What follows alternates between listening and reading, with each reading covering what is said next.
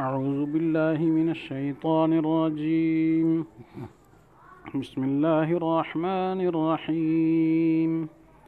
أينما تكونوا يدرككم الموت ولو كنتم في بروج مشيدة وإن تصبهم حسنة يقولوا هذه من عند الله وإن تصبهم سيئة يقولوا هذه من عندك قل كل من عند الله فما لهؤلاء القوم لا يكادون يفقهون حديثا ما أصابك من حسنة فمن الله وما أصابك من سيئة فمن نفسك وأرسلناك للناس رسولا وكفى بالله شهيدا من يطع الرسول فقد أطاع الله ومن تولى فما أرسلناك عليهم حفيظا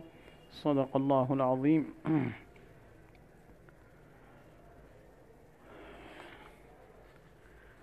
أينما تكونوا يدرككم الموت. یہ جو آیات ہیں اس سے پہلے ترغیب جہاد کا ذکر تھا اور ساتھ یہ فرمایا اینما تکونوا یدرککم الموت کہ جہاں بھی تم ہوگے تو موت تو تمہیں آ لے گی. جیسے کل کے درس میں بیان کر دیا تھا کہ جہاد سے جی چرانا موت کے خوف سے یہ درست نہیں ہے. موت تو آنی ہے. ٹھیک ہے. تو وقت پر موت تو آئے گی, ٹلے گی نہیں. اگر جہاد نہ بھی کیا تو بھی موت کے منہ سے نہیں بچ سکتے. تو منافقوں کا یہ حال تھا کہ جہاد میں اگر کبھی شکست اور موت کا وقوع ہوتا تو پھر حضور صلی اللہ علیہ وسلم کی ذات گرامی پر الزام لگاتے اور کہتے کہ ہم آپ کے کہنے سے جہاد میں آئے اور مفت میں موت کا شکار بنے. اور اگر جنگ میں مسلمانوں کو فتح ہوتی اور غنیمت ان کے ہاتھ آتی تو منافق کہتے کہ یہ بات تو محض اتفاقی من جانب اللہ ہے, من جانب اللہ, اللہ کی طرف سے ہے. تو بہرحال موٹی بات یہ ان کی نظروں میں کام بگڑنا نعوذ باللہ حضرت صلی اللہ علیہ وسلم پر الزام اور سورتا تو اتفاقی بات. تو منافقین کے ان باطل اقوال کے رد میں ان آیات کا نزول ہوا. اس لیے پہلے ان کے بطور شکوہ کے بیان کیا کہ اگر ان کو کوئی اچھی بات پہنچتی کہتے ہیں اللہ کی جانب سے, وَإِن تُصِبْهُمْ سَيِّئَةٌ, اگر ان کو کوئی بری بات یعنی کوئی شر وغیرہ کوئی تکلیف رنج پہنچ جاتی تو کہتے جی یہ تو اسی کی طرف سے, آپ کی طرف سے. تو آگے جواب آ رہا ہے قُلْ كُلٌّ مِّنْ عِندِ اللَّهِ. تو بعضوں نے تو یہ کہا ان آیات کا شان نزول یہی ہے ان کے اقوال کے رد کے لیے. اور بعض مفسرین یہ بھی فرماتے ہیں کہ ان آیات کے شان نزول کے سلسلہ میں یہ روایت بھی ہے کہ حضرت صلی اللہ علیہ وسلم ہجرت فرما کر جب مدینہ منورہ تشریف لائے تو ان ایام میں مدینہ میں غلہ اور پھلوں کی بہت کثرت تھی اور ہر چیز کا نرخ جو ہے وہ ارزاں تھا, سستا تھا.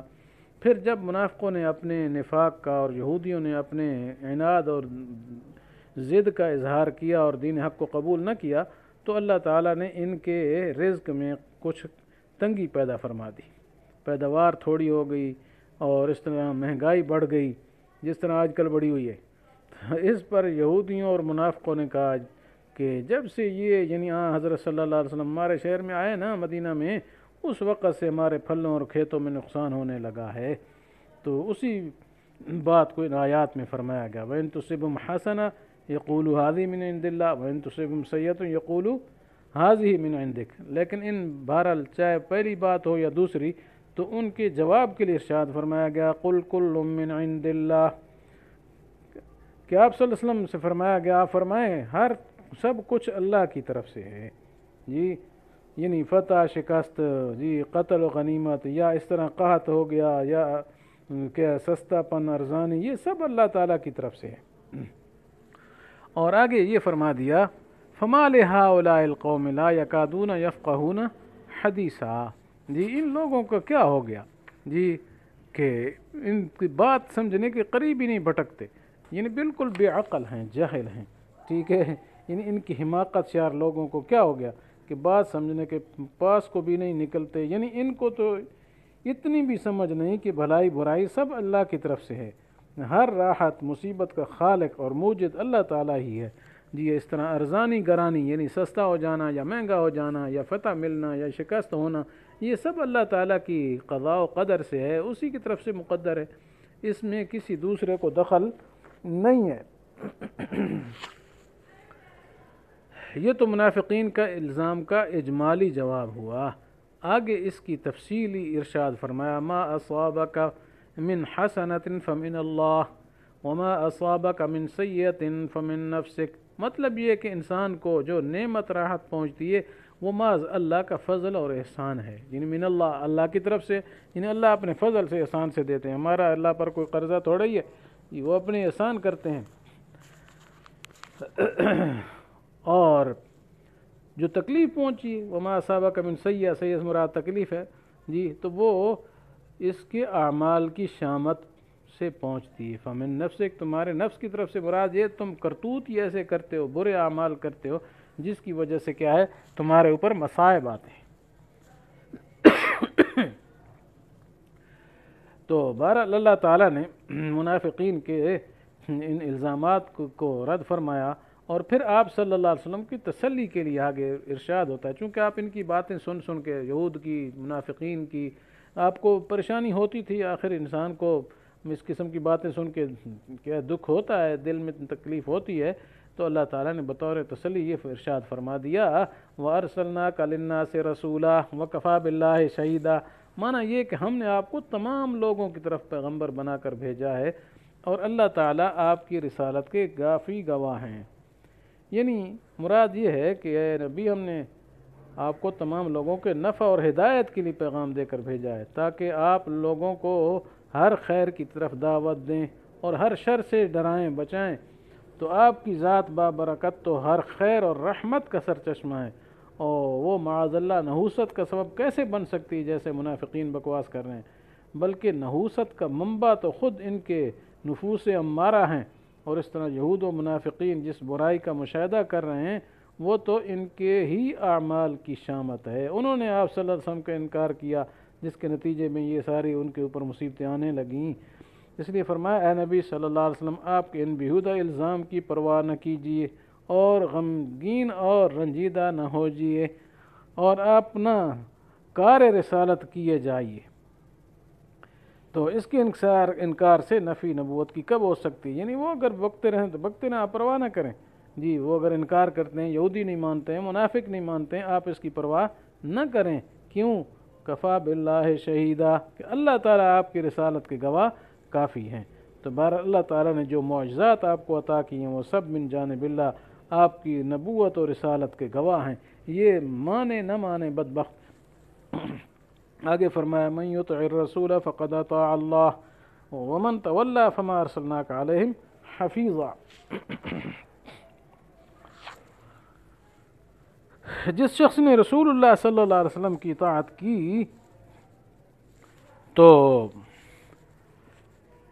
اس نے اللہ تعالیٰ کی اطاعت کی، اور جس نے آپ کی نافرمانی کی تو خدا تعالیٰ کی نافرمانی کی جی۔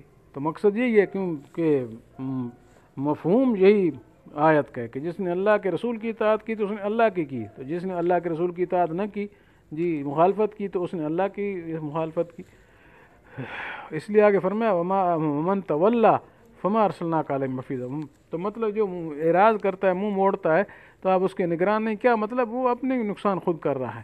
تو اللہ تعالیٰ کی اطاعت تو عقلاً بھی واجب ہے، بس آپ کی اطاعت بھی واجب ہوئی، اور جو شخص آپ کی اطاعت سے روگردانی کرے سو آپ کچھ غم نہ کیجیے، ہم نے آپ کو بطور ذمہ داری کے ان کا نگران بنا کر نہیں بھیجا کہ ان کو کفر نہ کرنے دیں، بلکہ محض پیغام پہنچا کر آپ اپنے فریضہ سے کیا سبکدوش ہو گئے، پورے ہو گئے۔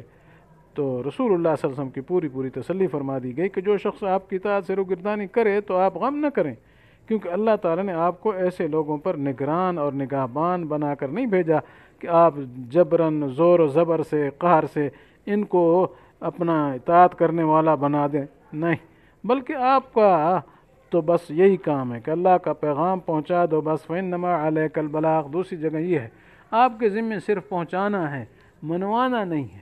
منوانا کام یہ کس کا ہے؟ اللہ تعالیٰ کہ اللہ چاہیں جس کو توفیق دے دیں ایمان کی، جو نہیں مانتا نہ مانے اپنی ضد کی وجہ سے، جی اگر نہیں مانے گا تو اس کا نتیجہ یہی ہوگا کہ اللہ تعالیٰ پھر نافرمانوں سے خود ہی نمٹ لیں گے اور ان کا علاج ہو جائے گا اس وقت۔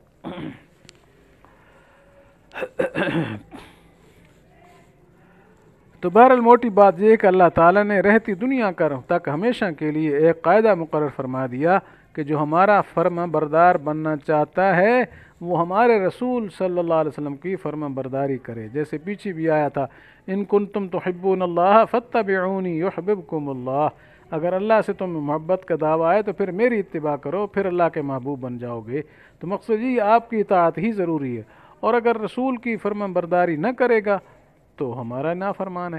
تو اس طرح یہاں ایک راستہ کی طرف دعوت و رغبت بھی ہے اور ساتھ ہی ایک وعید بھی ہے۔ دعوت تو یہ کہ رسول اللہ صلی اللہ علیہ وسلم کے احکامات مانو گے تو تمہاری دنیا آخرت کی زندگی بن جائے گی، کیونکہ اطاعت رسول سے اللہ تعالیٰ کے فرمان بردار بن جاؤ گے، اور اگر نہیں مانو گے اور آپ صلی اللہ علیہ وسلم کی اطاعت سے روگردانی کرو گے، انحراف کرو گے، تو گویا دونوں جہان کی خیر و برکت سے روگردانی کرنا ہے۔ تو رسول کا یہ کام نہیں کہ وہ زبردستی تمہیں سیدھے راستے پر پکڑ کر اپنی اطاعت پر چلائیں۔ تو بہرحال یہ خلاصہ ہے اس کا، جی تو اللہ تعالیٰ سے دعا ہے کہ اللہ تعالیٰ ہمارے سب گناہوں کو، چھوٹے بڑوں کو معاف فرما دے، جی اور ہمیں اپنے رسول صلی اللہ علیہ وسلم کی اطاعت کاملہ کی توفیق عطا فرمائے۔ آمین۔ وآخر دعوانا ان الحمد للہ رب العالمین۔